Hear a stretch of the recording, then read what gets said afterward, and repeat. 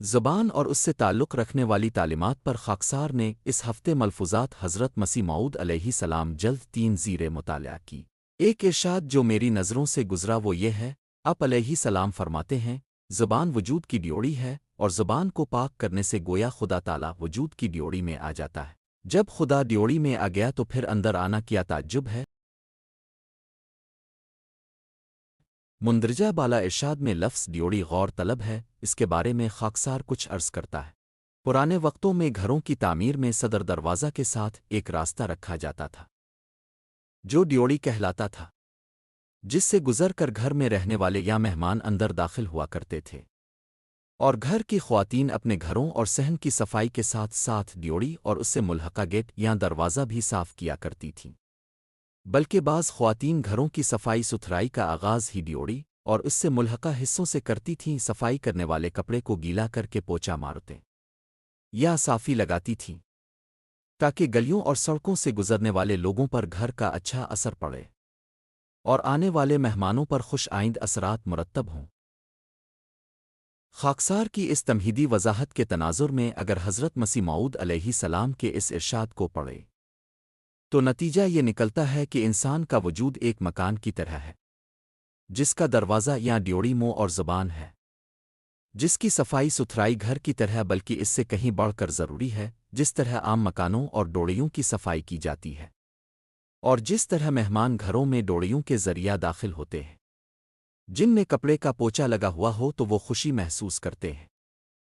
اسی طرح اللہ تعالیٰ ایک مومن کے وجود کے اندر اس کی ڈیوڑی یعنی منہ اور زبان کے ذریعہ حلول کرتا ہے، جو پاک صاف ہونا ضروری ہے۔ قرآن میں غلط زبان کے استعمال کی ممانعت آئے۔ سب سے پہلے اللہ کی پاک کتاب القرآن الکریم سے اس حوالہ سے رہنمائی لیتے ہیں۔ اللہ تعالیٰ سورۃ فاطر آیت 11 میں ایک مومن کو نصیحت کرتے ہوئے فرماتا ہے کہ عزت کے طلبگار یاد رکھیں کہ عزت اللہ کے ہاتھ میں ہے، تمہاری نیک اور پاک باتیں اس کی طرف چڑھ کر جاتی ہیں اور اس کے نتیجہ میں عمل منتج ہوتے ہیں۔ وہ عمل اس انسان کو بلندیوں کی طرف لے جاتا ہے۔ اس آیت کے الفاظ یوں ہیں۔ اس کے علاوہ قرآن کریم میں ایسی باتوں کے کرنے اور بعض باتوں سے رکنے کا ارشاد فرمایا ہے جن کا تعلق زبان سے ہے، جیسے آواز کو دھیما رکھنا۔ لقمان 20 لوگوں سے نرم لہجے سے گفتگو کرنا۔ البقرہ 84 اپنے بھائیوں کے لیے دعا کرنا۔ الممتحنہ 13 قول زور جھوٹ سے بچنا۔ الصف 3-4 بغیر علم کے کوئی بات کرنا۔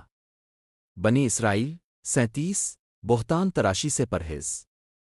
النساء 113 لوگوں پر عیب لگانے کی ممانعت۔ الحجرات 12 غیبت کرنے کی ممانعت۔ الحجرات 14 وغیرہ وغیرہ۔ ان کے علاوہ بہت سی نیکیوں کی طرف قرآن توجہ دلاتا ہے اور برائیوں سے روکتا ہے جن کا تعلق زبان سے ہے۔ بقیہ حصہ اگلی قسط میں بیان کریں گے انشاءاللہ۔ مزید اسلامک واقعات سننے اور دیکھنے کے لیے چینل کو سبسکرائب ضرور کریں اور ساتھ ہی بیل آئکن پر کلک کریں تاکہ اگلی ویڈیو کا نوٹیفیکیشن بروقت مل سکیں۔ اپنی من پسند کا ٹاپک سننے کے لیے کمنٹ سیکشن میں کمنٹ ضرور کریں اور اپنی رائے سے آگاہ کریں۔ یوٹیوب چینل میسج آف اسلام کو وزٹ کریں، لائک کریں، شیئر کریں۔ میسج آف اسلام کو دیکھنے کے لیے شکریہ۔